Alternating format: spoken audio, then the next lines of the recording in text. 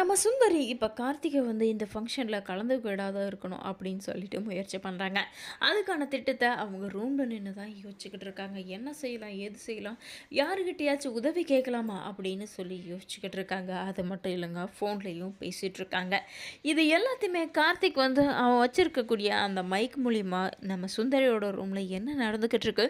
அவ என்ன திட்டம் போடுறா? என்ன பண்றா? அப்படின்ற எல்லா தகவலையும் நம்ம கார்த்திக் தெரிஞ்சுக்கிறாருங்க. அது தெரிஞ்சுக்கினதுனால இன்னும் கொஞ்சம் நம்ம வந்து சுந்தரியை போயிட்டு வெறுப்பேற்றலாம், அவளுக்கு இருக்கக்கூடிய குழப்பத்தை இன்னும் கொஞ்சம் அதிகரிக்கலாம் அப்படின்னு சொல்லிட்டு கார்த்திக் வந்து நம்ம சுந்தரியை தேடி சுந்தரியை பார்க்க போகிறாருங்க ரூமுக்கு. ஆனால் அதுக்கிடையில் நம்ம வெற்றிவேல் வீட்டில் என்ன நடக்குன்னு பார்த்தீங்கன்னா, இங்கே பாருப்பா வெற்றி, நம்ம ஆல்ரெடி வீடு மாற்றி போகிறோன்னு நம்ம வந்து சொல்லிட்டோம். இப்போ சுந்தரியும் வேற ஒன்று அப்பப்போ அவாய்ட் பண்ணுறா. அது மட்டும் இல்லை, இப்போ இன்வைட் பண்ணியிருக்கா, நீங்கள் தான் எனக்கு ரொம்ப முக்கியமானவங்க, ரொம்ப ஸ்பெஷல் அப்படின்னு நல்லா சொல்லியிருக்கா.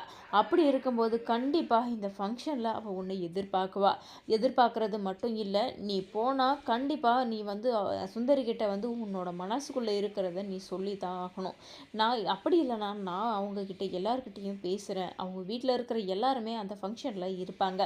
அப்படி இருக்கும்போது இந்த ஃபங்க்ஷனில் நம்ம பேசுகிறது கரெக்டாக இருக்கும் அப்படின்னு சொல்லிட்டு வெற்றிவேல்கிட்ட சொல்லிக்கிட்டு இருக்காங்க. இது எல்லாத்தையுமே வந்து உஷா கவனிச்சிட்ருக்காங்க.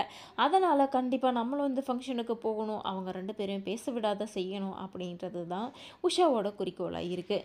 அதே மாதிரி தான் இப்போ கார்த்திக்கும் வந்து எப்போல்லாம் நம்ம சுந்தரி வெற்றிவேல் இவங்க 2 பேரும் தனியாக பேசணும் அப்படின்னு சொல்லி முயற்சி பண்ணுறாங்களோ, அந்த நேரத்தில் உஷா நம்ம கார்த்திக் இவங்க 2 பேரும் சேர்ந்துக்கிட்டு அவங்கள டிஸ்டர்ப் பண்ணிக்கிட்டு இருக்காங்க.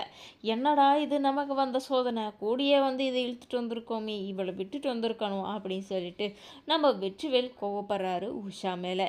அதே மாதிரி தான் நம்ம கார்த்திக் மேலேயும் சுந்தரி கோவப்படுறாங்க. இவன் எதுக்காக இடையில இடையில வந்து நம்மளை டிஸ்டர்ப் பண்ணிகிட்டே இருக்கணும்?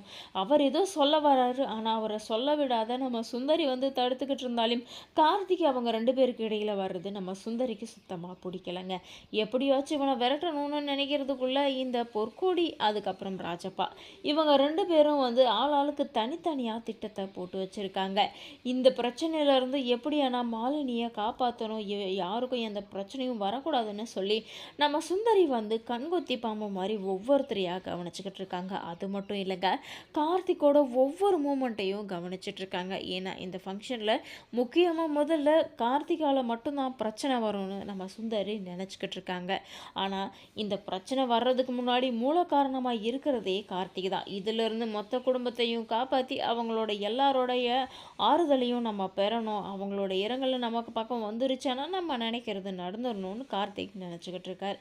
இந்த வீடியோ பிடிச்சிருந்தா லைக் பண்ணுங்கள், சேனலை சப்ஸ்கிரைப் பண்ணிக்கோங்க.